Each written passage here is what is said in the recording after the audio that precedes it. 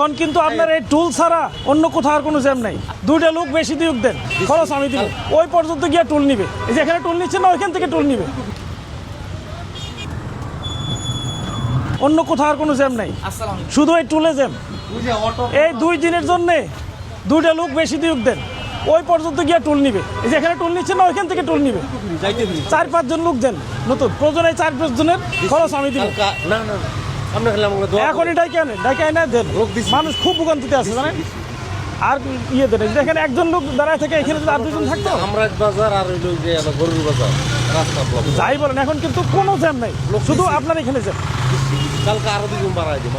বা একটু ইয়ে করবেন, বা বাংলাদেশের যত জায়গায় টুল নেয় এই সময় কিন্তু লোক বাড়ায় দেয়। যে ঢাকা এলিভেটেডে আজকে ইয়ে আসছে, বাড়াই দিছে সব জায়গায়। আপনার এখানে একটু বেশি হচ্ছে। আচ্ছা ইনশাআল্লাহ বাড়াই দেয়।